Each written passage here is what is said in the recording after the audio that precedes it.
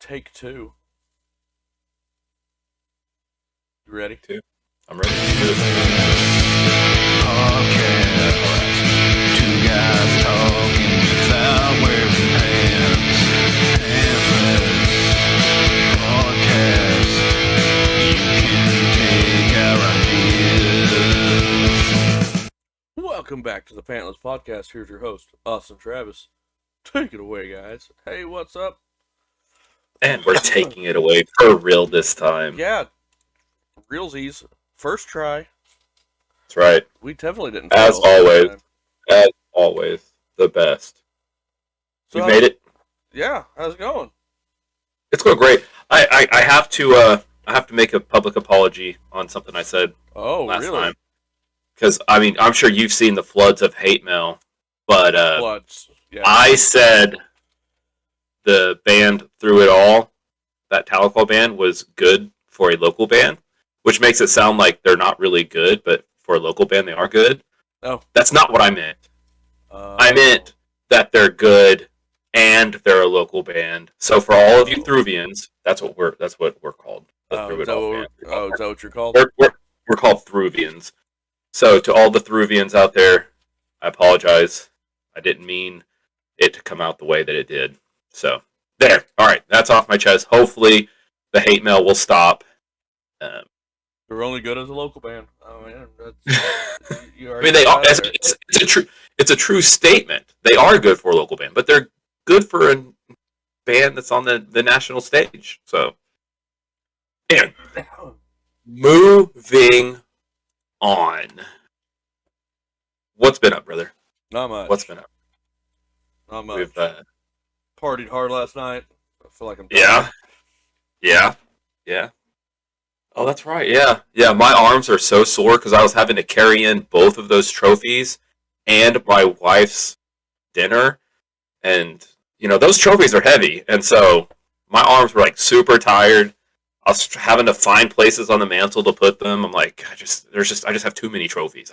It sucks being so good at fantasy. So maybe everybody just sucks at fantasy, and you're the least amount of. I'm the least. But yeah, it was a good time. Got to see some peaks we hadn't seen in a while. Yeah. Some Unfortunately, surprises. It was a good time. It was a good time. It always is a good time. We need we need like a longer event. We just need to do that more often, and not just for the final. I don't know. It's so hard to even put those together. Do you really want to? I know. I mean, I like seeing everybody, but do you really want to see everybody more often? You're right. Think about that. I don't. I don't like seeing people. But anyway, if you guys want to be a part of our shenanigans, join one of our fantasy leagues, become a part of the fantasy sports family, and you too can join us. Good news. I'm beating Kelly in baseball right now. Yeah, I gotta have that. I'm in a super tight one with David, super tight, and so I need you to win because I don't think I'm gonna be able to pull this one out. But I said that last week, and your pitchers ended up sucking at the end, and I was able to squeak one out. That's true. My pitchers do suck. Right. And I've got. What else do we have going? No, I'm not really sure. What's been going on in the WNBA? I have honestly been neglecting it this week. I did see that my girl Brittany Griner is her trial in Russia got pushed back 30 days. I'm super tempted to drop her because I don't know if she's coming back. I just don't know. Well, did they do the same thing with her that they did with the girl I had, where before the season started they had her as out, but then right as the season started they put her day to day, so you were unable to put them on IR? No, she's out. I think I have her on IR. Okay. But I've also got a couple other people that are out that actually will come back and for sure will be in the season. With Brittany, I don't know if she's going to play. Like, I don't know. I don't know if she's enjoying prison or if she's going to be one of those weird people that come back traumatized and need time to figure herself out. I don't know what Russian prisons are like. Probably not good. Who knows? Does I, anybody really know? I can imagine it's probably not good. Do you think their prisons are better than ours? Oh, No. no. No. You know they're warring with a peaceful country right now, right? They're warring with a peaceful country. Yeah, Russia has attacked Ukraine. Yeah, but Putin it's is, not a nice person. but does what Putin does to other countries reflect how their prisons are ran? It's probably his people running the prisons. People that he's put in power running said prisons. Maybe. You might be right. I don't know. Who knows? This is all. We better stop it before we get Putined. Nah. Moving on. Moving on.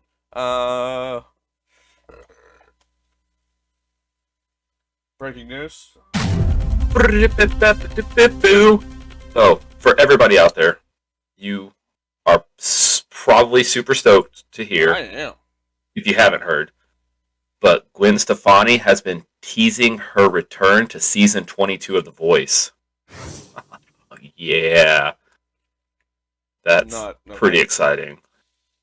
We love Gwen, and we love her little back and forth that she does with her man Blake Shelton, for all y'all not in the know. Thanks for elaborating on that one. Yeah. He's the guy that came out with that song that said, P.S. If this is Austin, I still love you. And that song just makes me smile when I hear it for some reason. I don't know. Wouldn't know why. Who knows? Who knows? I wish Gwen Stefani would come out with her version of that. Like, bring No Doubt together so I can hear Gwen Stefani say, P.S. If this is Austin, I still love you. That would be so epic. Bring back some more nostalgic bands. Yes. Near the end of the episode, we'll talk about a nostalgic band that we listened to this week. So, all right, that weren't nostalgic. Are you talking about Grandma's Musi? Oh no, you're talking about the Offspring. All right, yeah, never mind. I was like, what are we talking about? I don't really know what you're talking about, but you're talking about that Ukrainian band that we talked about last week. Yeah, that we didn't listen to it until after the episode was over. Yeah. So, Gwen Stefani coming back to The Voice. My sources have nothing to say about that because my sources don't care. Gotcha. Okay. Just drinking some coffee. Fine. Drink it. Here, I've been chug. I had a huge mug. There you go. The R stands for really awesome. It does not stand for racist. Stands for rocking out the division. There you go. Hey, let's talk some NFL. Let's do it. They did finally announce the schedules. Let's see if they. Schedules. Okay. Yeah, I gotta get my annual prediction in, and we need to put this in the comments so it's easy to find. Because I could not find where I predicted that the Cowboys were going to win at least 11 games last season. Let's see. Let's go to Dallas. And let's pull up. Okay, so yeah, their regular season schedule is up now. So what are you predicting? I haven't seen their schedule yet. I've got to hold on. Pulling it up.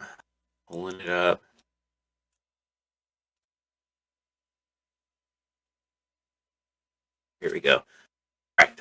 So, versus Tampa Bay. They're at home. I can't remember if they won that game or lost. I think they won that game, didn't they, last year? On the road? Oh, yeah, that's right. I think they win this one. They opened against Tampa Bay last year, didn't they? Yeah. I think they won. They did win because the Super Bowl champions went 0-1. Yeah, so I'm going with that one. I'm going Cowboys win that one. The Bengals they're playing in Dallas. I think Yes. Cowboys win that one I think at you the lose that one. Giants. I think they win that one. They win that one. So they're going to go 4-0. They play at LA. They're going to lose that one. So that's 4-1. At Philadelphia, They lose they'll that one. probably lose. No, yeah, they'll lose that one. They're 4-2. Versus the Lions, 5-2. Chicago, 5-2. At Green Bay, I'm going to say 5-3. At Minnesota, 6-3, 7-3, 8-3, 9-3, 10-3, 11-3. Titans, you I lose. think they lose to the Titans, 11-4, and then Washington to end it all. That one's scary. I think they dropped that one, but I think they're going to go 11-5. So, you have So- them beating the Lions. I think the Lions are picking up steam at that point of the season. I think they lose that game against Detroit. Either way, I mean, they'll win a game that I don't expect them to win. They'll lose a game that I don't expect them to lose. I think they go 11-5 though.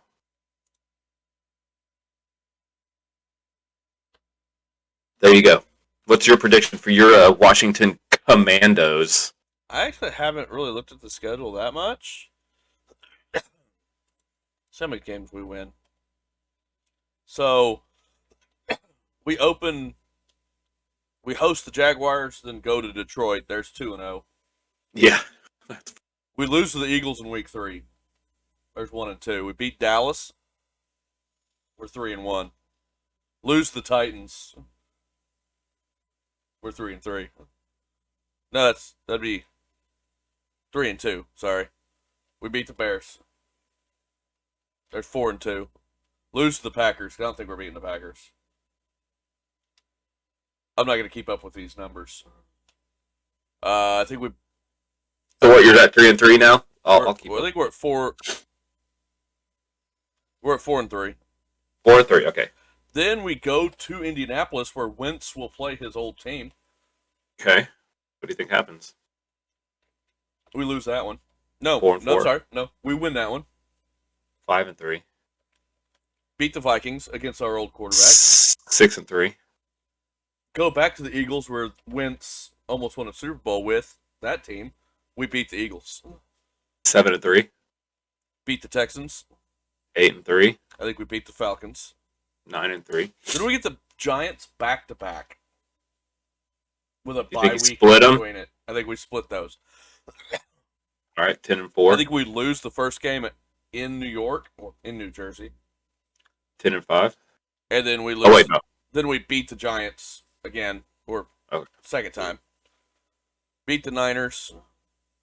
11-5 Ooh, or 11-4. we're really that good this year. So and then you beat the Cowboys. You think? Then we get the Browns, which I think we beat the Browns. I think our numbers are off because right now we have you playing like 19 games. So I told you it'd be weird. Then I think we beat Dallas at the end. We'll all calculate right. that So, up later. so he thinks the Commanders are going to go 17-5. Yeah, so- we're going 22-8. Yeah, you'll have to figure that one out again. I put it on our little description thing. I say Cowboys are going 11-5. It sounds like you think the Commanders are going to win 11 or 12 games. I think they could. That's pretty crazy.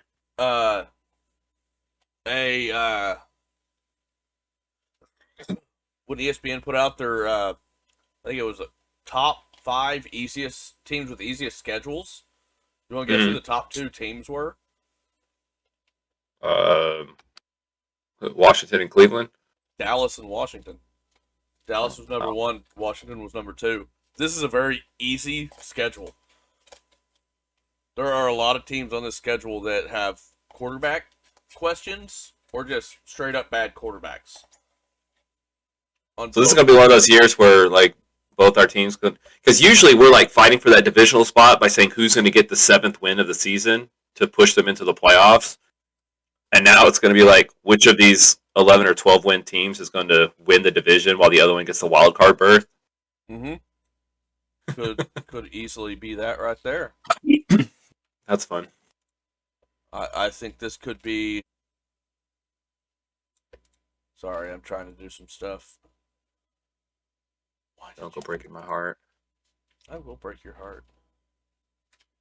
Yeah, you couldn't if you tried. Challenge accepted.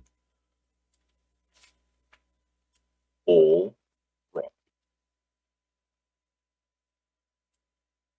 So, What are you working on? oh, I was gonna try to do something and I didn't do it right. I'll put on the screen our number predictions in Okay. editing, Okay, sweet. and I'll have it in the description as well. All right. So, got anything else before we jump into this movie? I don't think so. Let's Do retro movie review. Ooh. You realize I don't even have to put in the audio for it. I just did a perfect. That was those. I thought you just queued it up. I'm like, that was awesome. That was good. So we Yeah. watched a very interesting movie this week. It was. It was. There was a. Like I said, I think I don't know if I mentioned it last time, but it's been a while since I've seen this movie. And the last time I saw it, I was at like an older like mentor's house, and they had a lot of fast forwarding to do, even though I was like 19, and they're just like, "Yeah, you guys shouldn't watch this. Yeah, you guys shouldn't watch this." Yeah, you probably shouldn't have watched So- this entire movie then if he was being like that. So we just got all the good stuff, none of the raunchy stuff. But this time I saw all of the raunchy stuff. Well, actually, there was a scene where that my wife fast forwarded through because, Really? like, yeah, our kid was starting to come into the room right when a scene was happening, like where he and his wife wanted to have a baby. Like Oh, yeah. that'll fix all of our problems. You're breaking down and having a psychotic breakdown because you're all alone in a big city. Let's just have a baby, start a family where I'll never see you, and then you could just raise the kid by yourself. That's the perfect way to solve our family problems. But right when they decided to do that, then my son's like, man, and my wife's like, yeah, fast forward. So That was it was an kind interesting of scene anyway. I did see where it was like flip flopping between his wife and then the redhead, the Italian. Like it was like flip flopping. Yeah. So that was like oh, that's weird. And then spoiler alert, that ends up being his sister. What? Yeah, interesting. Half sister. Half sister, yeah. But anyway, so yeah, this is my first time basically seeing the whole movie. It was pretty crazy. What was your thoughts? Not what you expected? Yeah, the movie took a turn near the end. About 3 hours in, took a weird turn. It was a very long movie. Very long movie. Al Pacino was very good. Like, perfect for that role. And then when you find out who he is, spoiler alert, Satan, it's like, wow. Just call him Dad. Yeah, just call him Dad. When he reveals himself, which I should have picked up on that quicker, I feel. I should, it should, like, it wasn't when he revealed it, I wasn't surprised. So you really didn't get it until the reveal? I had Because I'm thinking any time that somebody could have really picked it up is maybe on that subway where he starts telling that guy to go home. The guy that was with the knife that was going to shank him. He's like, "No, you need to go home because your girl's doing stuff that you don't want her to be doing." So that scene got me questioning. Okay, what's up with this guy? Yeah, Something's going on here. The scene, was it before or after that scene when they were the first scene that they're up in his penthouse? And he's like, what other rooms are in this penthouse? And like, this is it. And he's like, where's his, bed? Where does he sleep? Who says he sleeps? Yeah, where does he do that thing? And he's like, everywhere. Yeah. and like there's like no bathroom in there. There's no bedroom, no kitchen. Yeah. I'm going, okay, something's going on here. So I was kind of questioning, kind of in my head. I was like, okay, something's going on here. But then when he revealed, I guess when he walked in to confront his new dad, and the wall behind started shifting, I'm like, is this movie gonna step into the supernatural right now? Is this where this movie's going? And it did. And I was like, Yeah. oh, well, that all the puzzle pieces started to fit a lot better. And it almost kind of was a little supernatural before when that guy like did that curse where he needed to know the name of the other attorney. He was like the voodoo guy that killed the goat. Oh yeah. And he's like, I'll use this tongue, and then it'll silence them. And then that when they get into court, the other attorney can't even argue. He's just coughing. Yeah. And you're just like, okay, all right, that's interesting. Yeah, but that was. And then Keanu's like side eyeing, like, did that guy really do that? Is he for real, or is this just a coincidence? Like, yeah, but that was African voodoo stuff. That stuff's actually real, you know. Okay. But good movie. Yeah. I mean, all the slander about Keanu Reeves not being a good actor, all false. Who's ever said that? I've heard.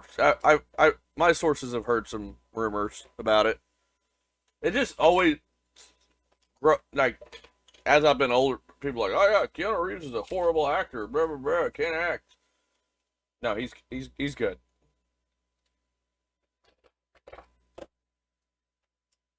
He's good. So, Metacritic. Ooh, this is gonna be tough. This was a good one. I think the critics liked it. I think the critics give it a 76. Okay, 19 critics. You said 76? Yeah. 60. Oh, dang. Terrible. 404 users out of 10. 7.2. 8.7. Dang. That's a huge gap. That's generally how it goes, though. But have we seen a gap that Yeah. large? Because I think we had a movie a Like, while. I think 27 points? didn't we have one the other day that the critics had it down in the 40s and the users had it like 7 or 8? Just maybe. So I feel like that's kind of a common thing lately with some of these 90s movies. Right. Remember back in the day when we kept track of this stuff? Yeah, I need to start doing that again. But, you know, the critics are probably like, oh, it was da-da-da, we didn't like this. And then the users are like, there's boobies. Probably. You're probably right.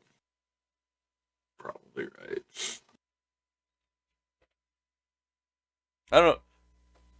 You want to give us what you want to tell us what some of these critics had to Yeah, say about I it? was just gonna say the old gal that played his wife. That was Charlize Theron, right? Am I thinking the right actress's name there? I don't know. I recognize her, but I was like, is that the lady from the Blacklist? But no, it's not her because she would be old now, and the Blacklist lady's younger. No, this is the same gal that was off of Italian Job. Mm-hmm. What was her name?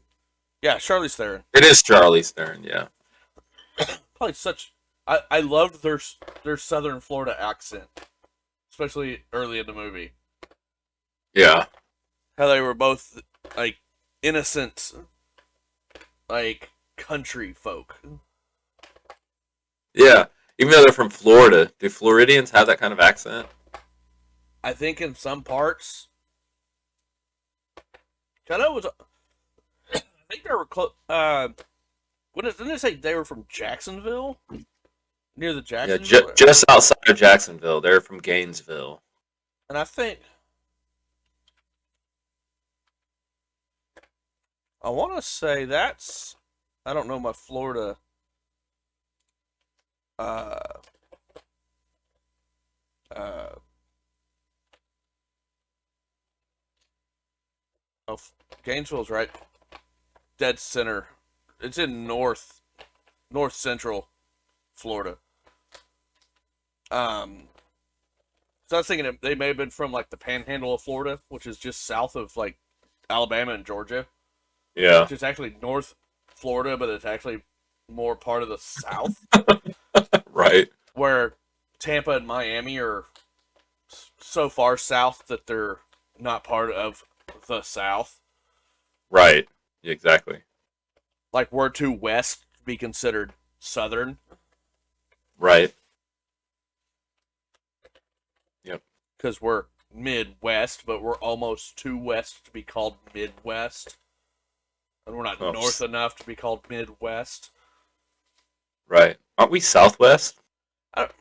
I don't know what we are, because every time I hear people talk about Midwest, they're always talking about like Wisconsin, Minnesota, Missouri. Yeah. Yeah. And it's like, well, what are we? But then Texas wants to call themselves part of the South. But also Texas just is called Texas. And really, only Florida and Hawaii even have parts of their state that are more southern than Texas. Texas is about as south as you can go in the United States.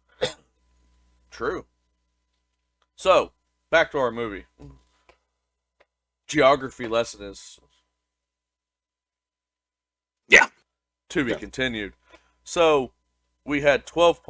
in the critics, we had 12 positive, 6 mixed, 1 negative. Mm-hmm. San Francisco Chronicle gave it a hundo. Wow. The Devil's Advocate is sharp, suspenseful, and completely satisfying movie. He liked Right. he liked boobies. That's what that boiled down to. The Salon, which I didn't know they were rated movies. Then this is probably why. Gave it a 30. The picture starts off slick and amusing, gets convoluted, draggy, and strange round about the midway point, and ends up just plain ludicrous. They've gone plaid.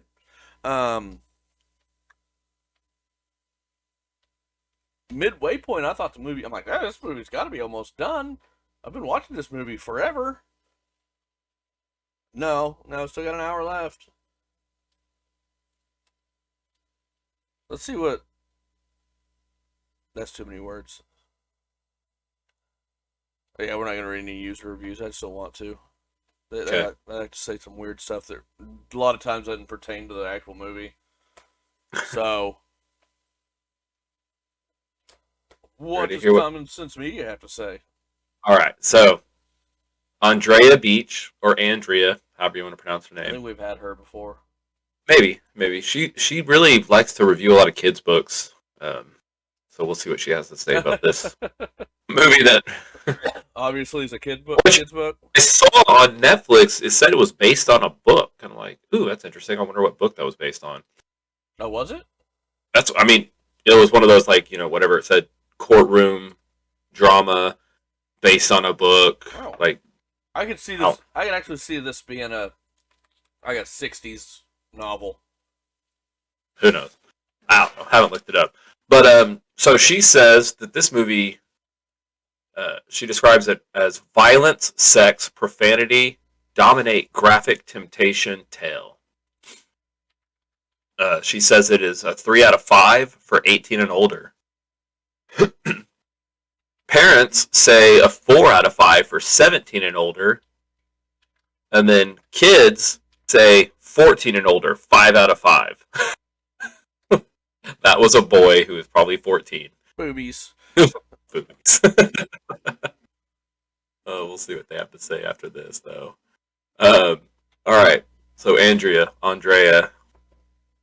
maybe Andrea. She's an old white lady. We'll say Andrea. Positive messages. What do you think? Positive messages? I'm gonna go off script here and give it like a 3 or 4. Eh? Well, I mean, Elaborate? what did she give it? She gives it a 2. More than I thought she would. Even though this includes, this is did the end of the movie kind of put the devil in a good light a little bit? No. Because he actually changed the course of their life at the end. I mean, not really. He that's basically how I interpreted the ending, because if you notice, he was like, "You're going to be a star. You're going to be on 60 Minutes," because he was the reporter at that point. He did kind of feed into his vanity a little bit. But yeah, but he was... he goes through his life. Yeah. His wife commits suicide. Yeah. He finds out he's, his father's the devil. Yeah. He ends up shooting himself in the head and waking up at the beginning of the movie back in that trial that he was not doing good things. He was, helping bad people be free of, and then he ends up getting that guy put in jail. Right. He changed his life. He was going to be either a better lawyer or not a lawyer at all and go down a different career path to where he wasn't helping bad men go free. Right. The devil kind of, because he remembered everything. I don't know if he would. It is weird. Not sure. For a minute there, I'm like, was he dreaming? Right. Was this actually the devil involved? But then when the reporter shifted back to Al Pacino, I'm like, okay, maybe. But this is weird. It's putting the devil in a weird light. No, see, I interpreted it as he's had a failed because in order for the Antichrist to come, the devil's 2 kids have to have a baby. That's true. And Keanu killed himself, prevented the Antichrist from coming, so the devil resets, like, all right, we're going to have to try a different tactic. Let's appeal to this way, and maybe my will be done, and I'll get... And it could, who knows how many times he's going to have to reset and then, manipulate Keanu's life to bring forth. But, Keanu thwarted his plan. So the devil said, reset. All right, let's try this again. Because Keanu's my offspring. He's the one bringing in the Antichrist. I stick by my word. What'd she say? She said, like I said, 2 out of 5. Few positive messages, mostly conveyed by negative example, about the dangers of temptation and making choices that appease your vanity. Possibly the only thing standing in the way of the devil is that man has free will. The devil will always be around, trying to tempt you into succumbing to him. Dum, dum, dum. There you go. Yeah, addition by subtraction, basically what she's saying. All right, positive role models. What was Satan a positive role model in this movie? You think so? I think it's not present. You have to remember, Satan did tell him that he needed to take care of his wife and that he should, start focusing on her more. He was trying to lead him down the right path, but Keanu just wasn't having it. She said 2 out of 5. Okay. She said Kevin's vanity slowly allows him to give in to the temptations of wealth, to neglect his wife, and to go against his conscience by defending criminals he knows are guilty. Eventually, he's able to overcome it, all but at a great and violent cost. And when he's given a second chance, it's clear that temptation is waiting at every turn. Milton is evil in every way, manipulating people and events for his own ends, but he's dangerously charismatic. Wife Marianne is loving and supportive, but her efforts to resist temptation drive her to madness. She did a fantastic job portraying a woman going through a breakdown. Yeah. All right. Violence. Give me a 4. No, 3. I'll take a 3. She wants a 5. Which, I don't know, I mean... Let's see what she has to say. You're telling me, because Blade last week Did it receive a 5? It did, yeah. No. So you're telling me this is just as violent as Blade? Right, exactly. That's why this 1 to 5 scale is tough. Yeah. She says lots of blood and some gore. Some of the violence, including mention of rape, is deliberately not clear as to whether it's real or imagined. 2 suicides graphically depicted. One shows stabbing and slitting the throat with blood. The other shows a gunshot to the head with slow motion falling and close-ups of blood and gore. Very bloody photographs of murder victims shown in investigation context. A toddler holds up a gory, bloody internal organ, possibly in a dream or a vision. A beating with a stick is shown with the dead victim's body or bloody face afterward. A full frontal nude woman's body with many bloody cuts is shown. Realistic police operation footage shows a raid on a ritual animal slaughtering with brief, quick-cut images of throat slitting and bleeding. A cow's tongue on butcher paper is manipulated in a ritual. Faces of minor characters briefly morph into grotesque monsters. A gun is shown and used a couple of times. A court case shows a teen testifying about being molested by a teacher. A pedestrian is run over by a car, thrown violently, and the bloody face and body are shown. And a scared woman brandishes a knife in the darkness. Well, I can tell the whole movie. Pretty much. But, I mean, I did in 20 seconds what it took them 2.5 hours to do, so. That's fair. I don't think it's a 5. Yeah, probably not. I can see a 3 or 4.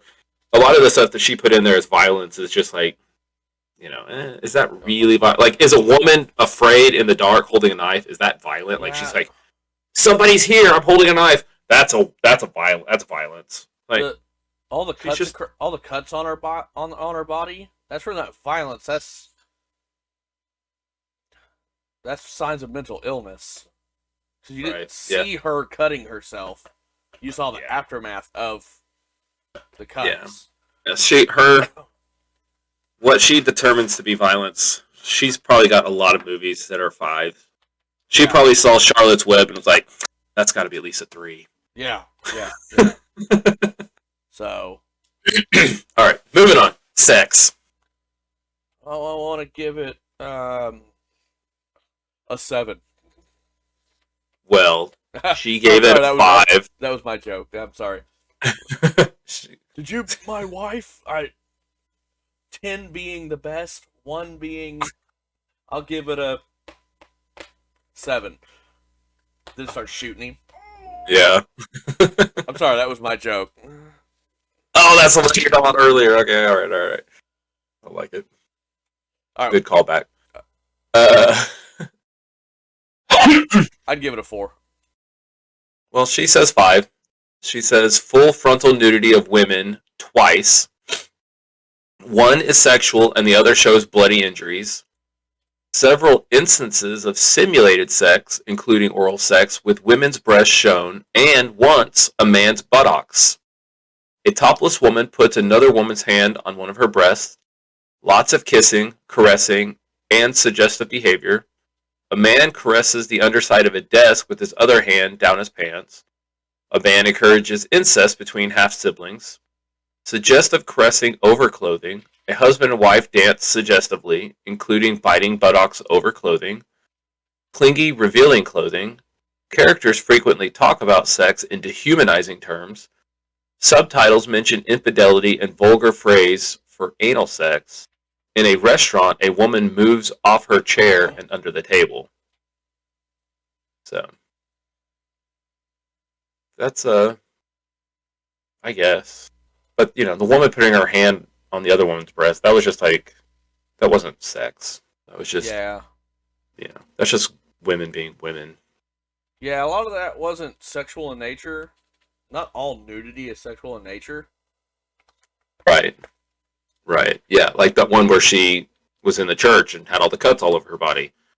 That's not sex. That's just like, that's shock, but I don't know. It makes you question this woman. Like, I was already questioning her with the violence.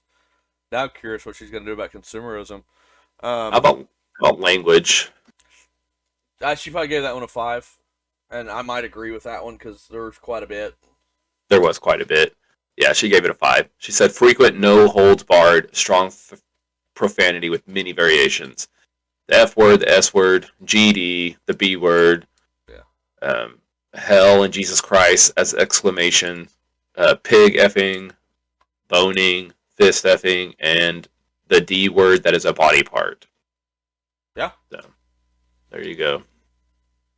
So, yeah, that's fair. There was a lot, and it was very strong.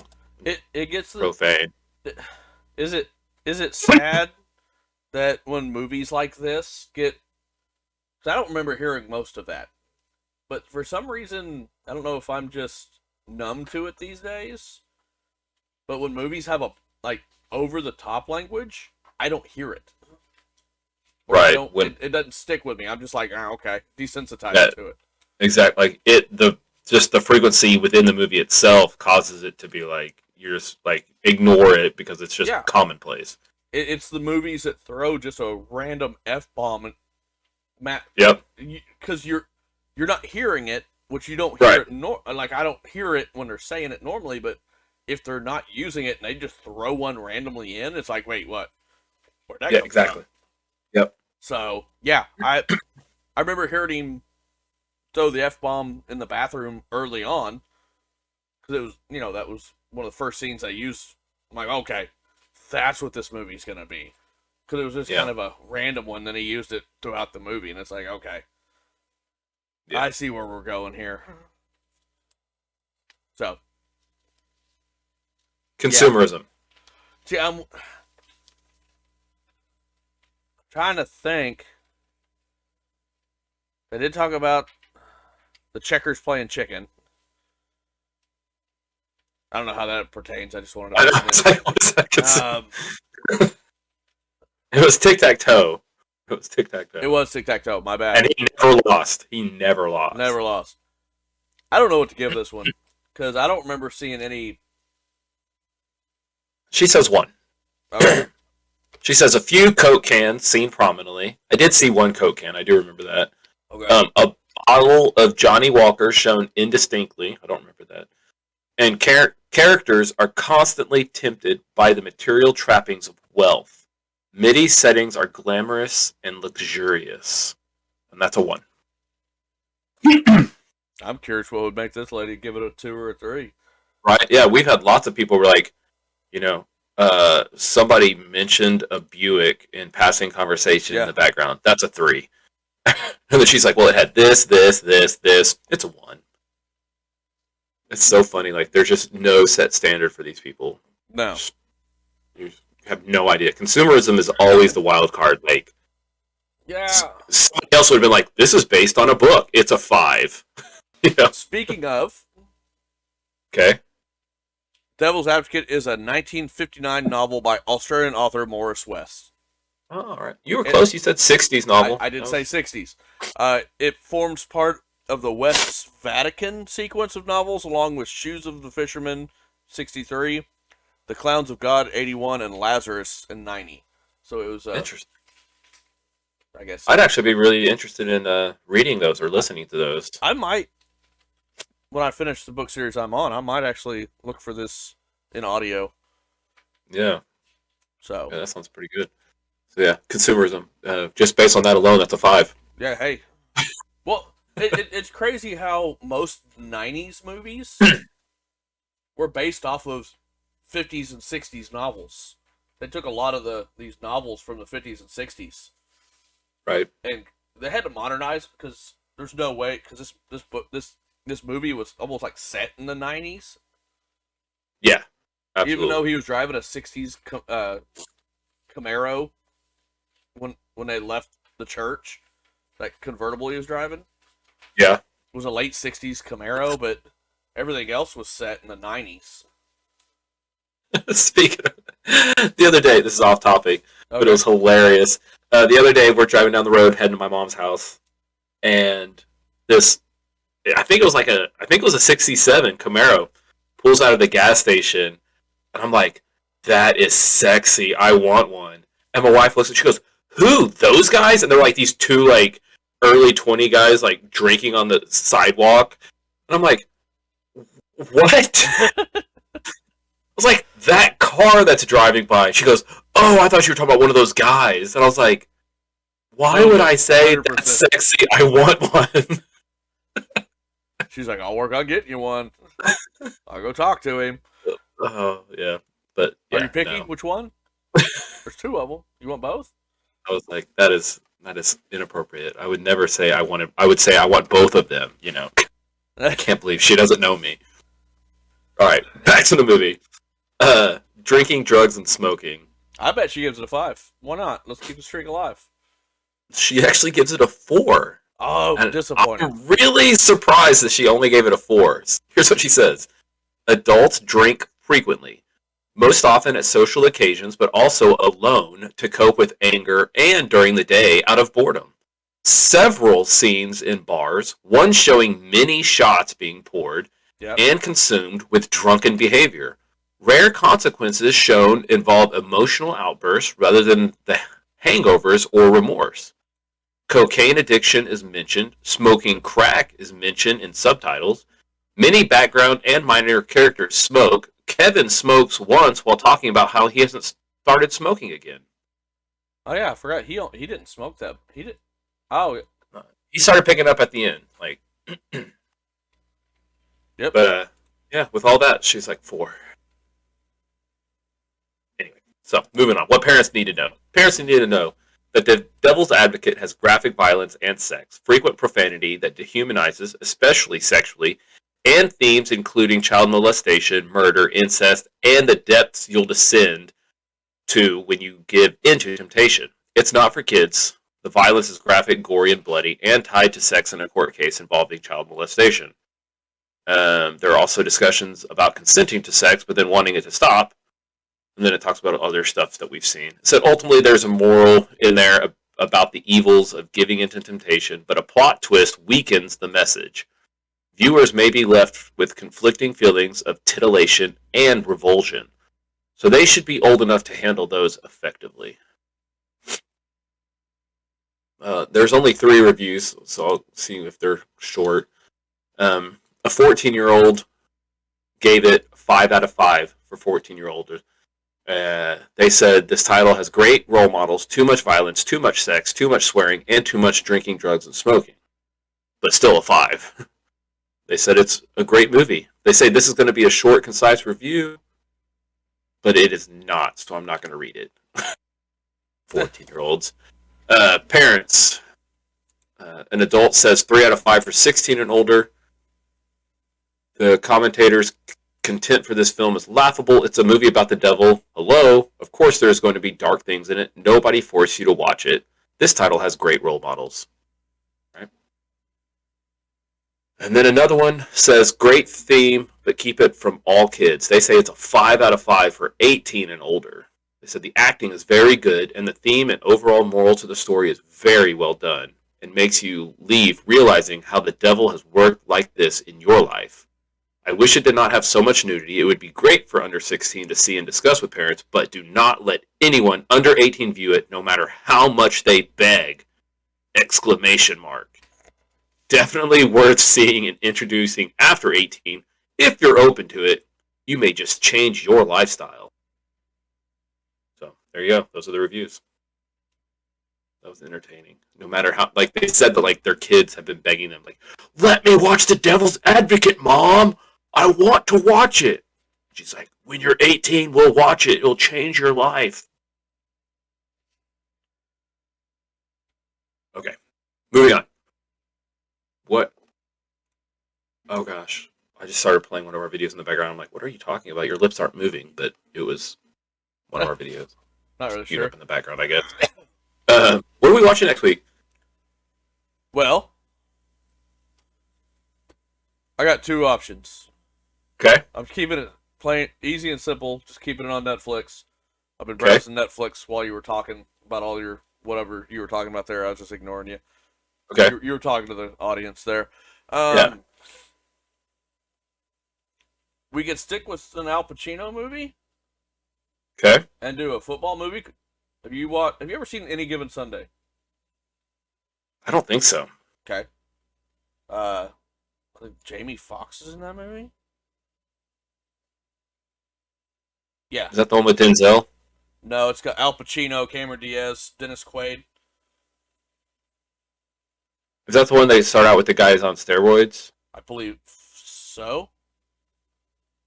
I might have seen it. It's All right. a really good football movie. Or we could go super classic and watch Forrest Gump. Either one. I'll let you choose. Let's do Forrest Gump. Okay. I haven't Forrest seen that Gump. movie in a long time. Yeah. Yeah. It's great. It's classic. Got lots of good one-liners. You ain't got no legs, Lieutenant Dan. I got no legs. I haven't seen it in so long. I think that's a long movie too, if I remember right. 2 hours and 23 minutes. That's about what this one was. So And this one was 2 hours and 24 minutes. So Any Given Sunday is 2 hours and 30 minutes. So wow, we're just keeping it long, keeping it long. All right, I Forrest thought- Gump it is. That'll be a good one. So My mother-in-law loves Forrest Gump. like I said, it's been forever since I've watched it. This was my last review on Common Sense Media, so you got the next one, sir. Heck yeah. So, music. Music. Let's end this off strong with some music. Yeah, the kids are all right. The kids are all right. So I was browsing the YouTubes this week, and a random suggestion popped up for a new song by The Offspring. Nice. Their personal YouTube channel. Yeah. And so they dropped a music video 5 days ago. Mm-hmm. From that day, it's been more than that now. A song called "Behind Your Walls," and I got to thinking, they were probably one of my favorite bands from the late '90s. I loved the They're so good. They're so good. Smash is probably my favorite album, one of my favorite albums of all time. Love it. Got to looking at it. They dropped an album called "Let the Bad Times Roll" in 2021. And I did not know that they dropped a new album. I did not either. That song, because I sent you the music video. Yeah. For Behind Your Walls. I'm like, wow, his vocal style has matured. You can definitely tell it has, yeah. But then you listen to the actual album, and he kind of bounces back and forth. He still has that same harsh vocal. Not harsh, but it's thrashy. It kind of got thrashy vocals. Mm-hmm. And I listened to the whole album on YouTube because they have a playlist that has all the songs on it. They've actually got the 2021 version of "Gone Away." I don't know if you remember. I don't remember. It was one of their bigger songs off their Americana album. Okay. I don't like the new version of that song. I had to actually go back and listen to the original version to clean the palate of listening to the new version. How funny. The new version is slower. He still has that kind of thrashy vocal style for the new version. Uh-huh. But in parts of the song where it picks up and he gets louder and a little bit like the tempo picks up, the new version he stays kind of that mellow tone and it never really changes tempo any. Like it's just kind of down here boring the entire song instead of just being kind of an up and down mood swing song. I've got to listen to that new album just to see. Yeah, they have like a minute long instrumental of in the Hall of the Mountain King. Or that one. It's a classic. It's a classic song. Almost everyone under the sun has done a cover of In the Hall of the Mountain King. Okay. When you hear it, if you listen to the album and you hear when it comes on, you'll go, "Oh, I know this," Okay. because almost everybody has done some form of cover for it. Right. I think it just has no vote. I think it's just an instrumental in its original state. So it's not like you can cover it with vocals. So, All right. I think, sir, Does that about do it for us? I think that does 100% do it for us. Okay. Let's call it here. Let's watch some Forrest Gump. We'll circle back around next week. We'll do this again. Maybe. In the meantime, everybody's going to like, subscribe. They're going to comment. They're going to talk to us about some movies. That guy that I was telling you about that just ran into our show or just found out that we have a show, he said he's definitely going to be subscribing and giving us some movie ideas because he's into movies. So be on the lookout for that. We'll have to keep an eye on all of our stuff. Everybody knows we're on the Twitter, we're on the TikTok, we're on YouTube. I will be keeping an eye, and if I don't see the subscription come in, I know where you work. There you go. Call out. All right. Do. Bye, guys. Are we gone? I think we're leaving. Where are we going? I'm going to get ready for a soccer game. Boo. I might go back to sleep. You got some editing to do.